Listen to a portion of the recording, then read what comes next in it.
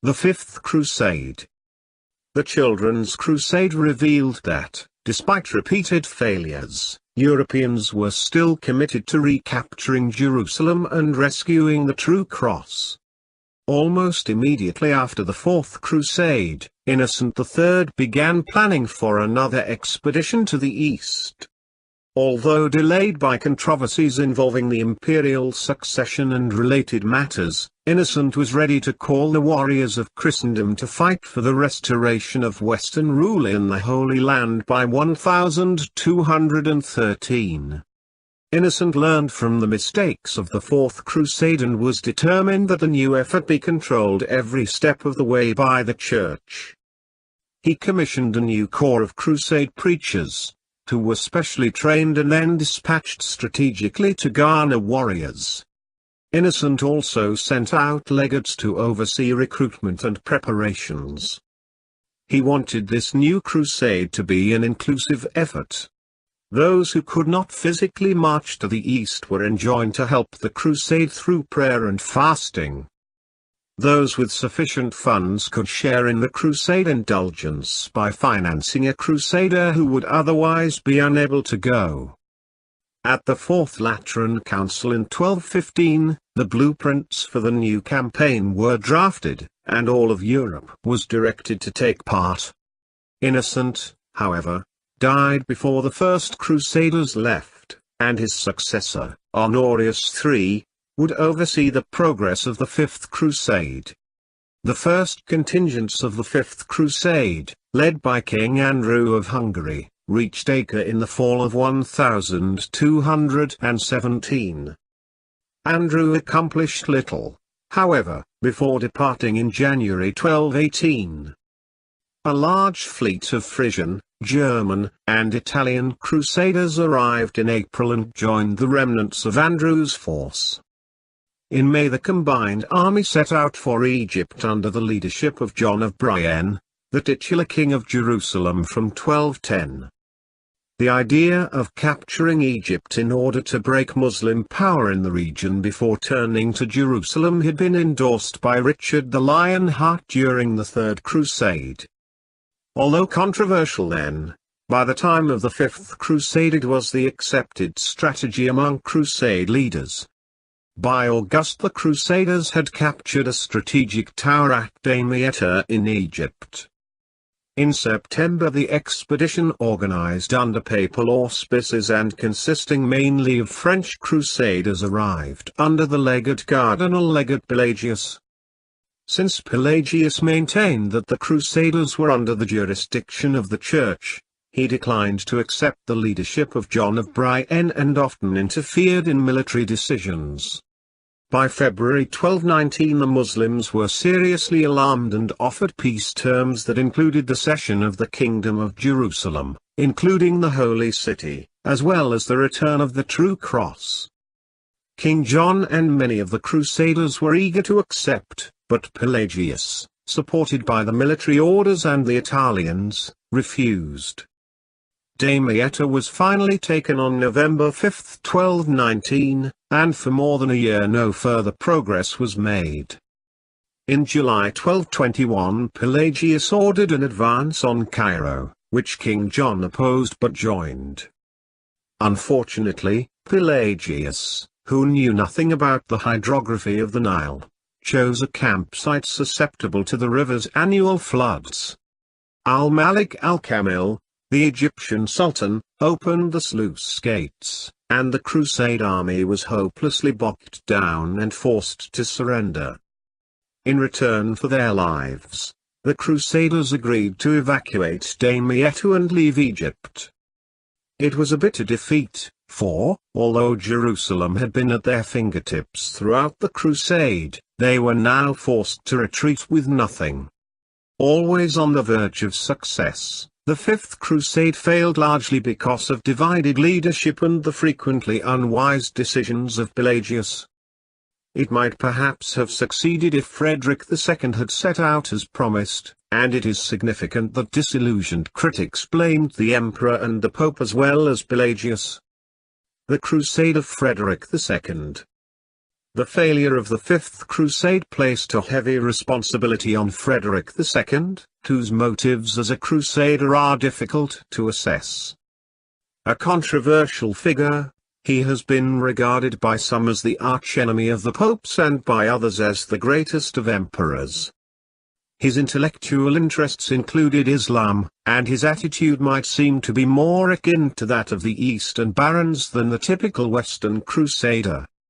Through his marriage to John of Brienne's daughter Isabella, he established a claim first to the kingship and then, on Isabella's death in 1228, to the regency of Jerusalem and Achaia.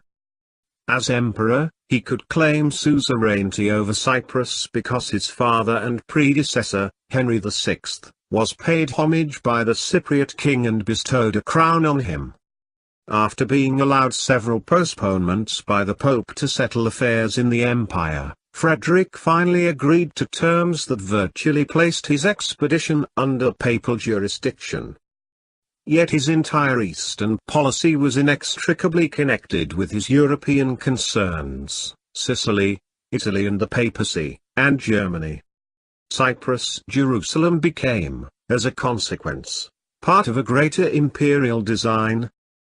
Most of his crusade fleet left Italy in the late summer of 1227, but Frederick was delayed by illness. During the delay he received envoys from al-Malik al-Kamil of Egypt, who, threatened by the ambitions of his Ayyubid brothers, was disposed to negotiate. Meanwhile, Pope Gregory IX, less patient than his predecessor, rejected Frederick's plea that illness had hindered his departure and excommunicated the emperor. Thus, when Frederick departed in the summer of 1228 with the remainder of his forces, he was in the equivocal position of a crusader under the ban of the Church. He arrived in Cyprus on July 21. In Acre, Frederick met opposition. News of his excommunication had arrived, and many refused to support him. Dependent, therefore, on the Teutonic Knights and his own small contingent of German crusaders, he was forced to attempt what he could by diplomacy.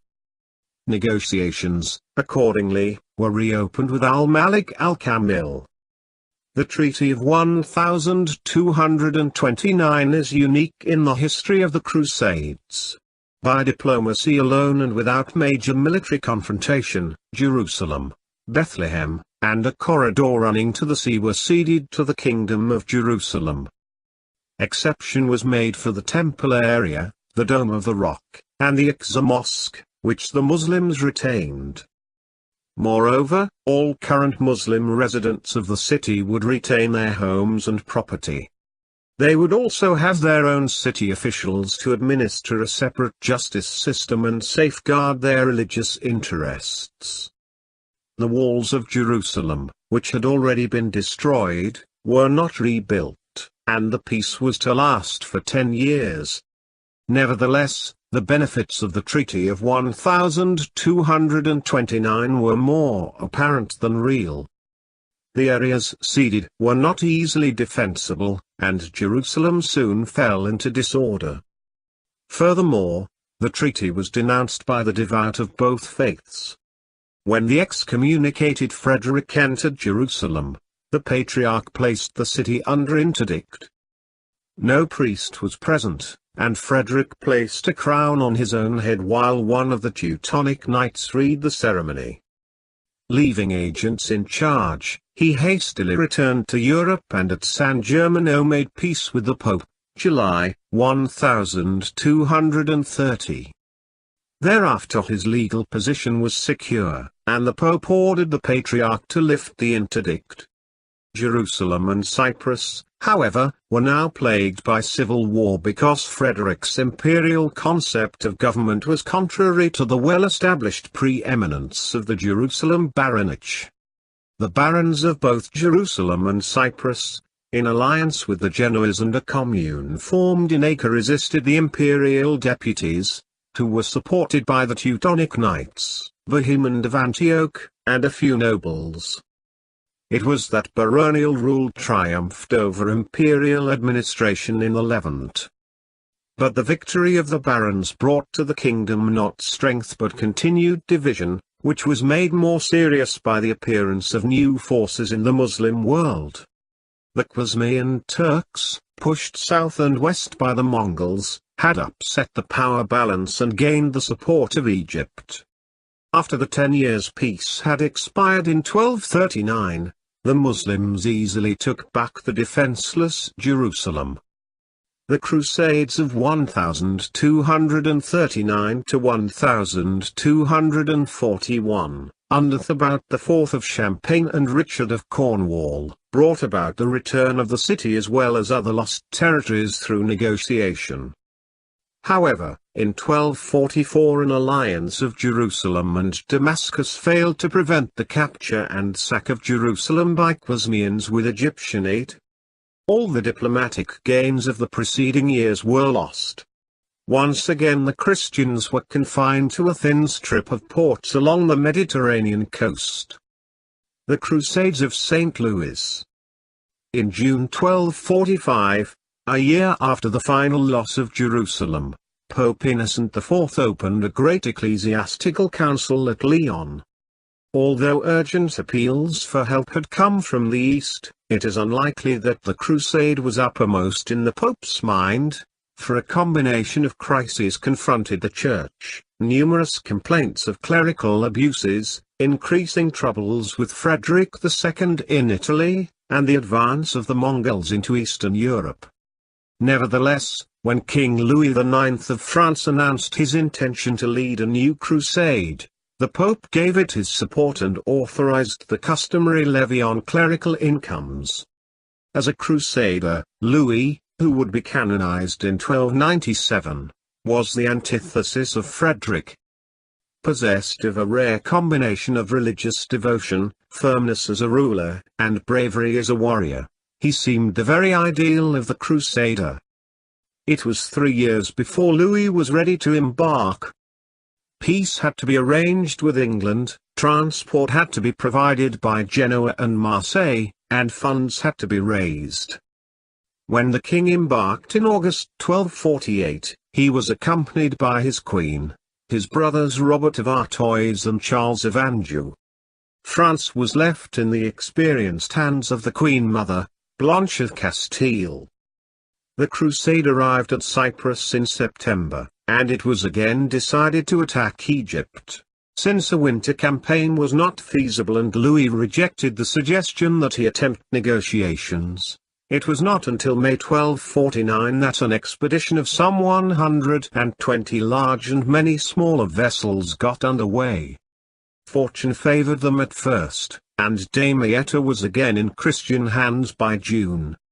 Shortly afterward the army was strengthened by the arrival of Louis's third brother, Alphonse of Poitiers. Sultan al-Salih's death was followed by confusion in Cairo, which, after some argument, had become the Crusaders' objective. In February 1250 Robert of Artois led a surprise attack on the Egyptian camp 2 miles from Al-Mansoura, but, rejecting the advice of more experienced campaigners and acting impetuously, he was trapped within the city. Many knights lost their lives. Louis soon arrived with the main army and won another victory, albeit a costly one, near Al-Mansoura. It was the last Crusader success. Meanwhile, Turan Shah, the Sultan's son, had returned from Diyarbakir, now in Turkey, to Cairo and temporarily dominated dissident factions there. Frankish supply ships from Damietta were intercepted, and before long the Crusaders were suffering from famine and disease. Louis, reluctant to abandon a work to which he had dedicated his very kingdom, perhaps delayed too long before ordering a retreat. Refusing the pleas of others to protect himself by fleeing, he remained to lead his soldiers and was captured with many of them as the Muslim forces closed in. The king and nobles were held for ransom.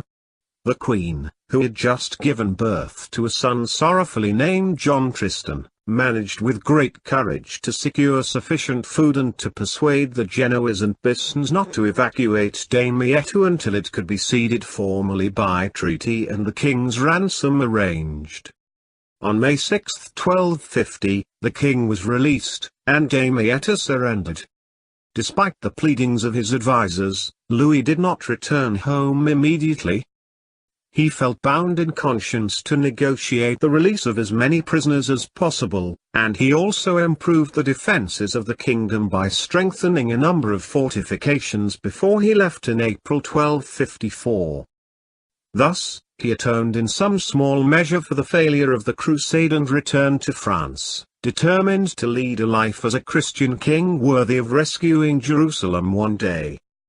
During these same years a group of Mongols under Hulgu overran Mesopotamia and in 1258 took Baghdad, thus ending the venerable Abbasid Caliphate. In 1260 the Mamluks of Egypt, a new dynasty that had risen from the leaders of former slave bodyguards of the Sultan, defeated the Mongols at Ain Jalut in Syria and halted their southward advance. The Muslim states of Syria were caught in the middle, and the Latin states were in grave danger. King Hayton of Armenia and his son-in-law Bohemond VI of Antioch Tripoli allied themselves with the Mongols. But the barons at Acre were still more disposed to dealing with the Muslims, whom they knew, than with the terrifying and unknown Mongols. In 1260, after murdering his predecessor, Baybars became Sultan of Egypt. Though this famous Mamluk Sultan did not live to see the fall of the Latin states, he died in 1277, he had reduced them to a few coastal outposts. Baybars was ruthless, most of his conquests were followed by a general massacre of the inhabitants, often including the native Christians, who had been in league with the Mongols. In 1265 he took Caesarea, Haifa, and Arsuf. The following year he conquered Galilee and devastated Cilicia in Armenia. In 1268 Antioch was taken and all the inhabitants slaughtered. These disasters again brought pleas for aid from the west. King Louis once again took up the cross, but his second venture, the Eighth Crusade, never reached the east. The expedition instead went to Tunis, probably because of the influence of Louis's brother Charles of Anjou, who had recently been named by the papacy as the successor to the Hohenzollerns in Sicily. Louis's new crusade embarked from southern France in July 1270. Soon after the French landed in North Africa, disease struck the troops and claimed the lives of both Louis and his son John Tristan. Charles arrived with the Sicilian fleet in time to bargain for an indemnity to evacuate the remnants of the army. Thus, the crusade ended in tragedy and brought no help to the east. Nevertheless, despite two failures, Louis IX became for all Christians the model of the selfless warrior of Christ. Although the expansion of Muslim power seemed increasingly unstoppable, Europeans continued to embrace the idea of the Crusades and to pray for their success. The final loss of the Crusader states.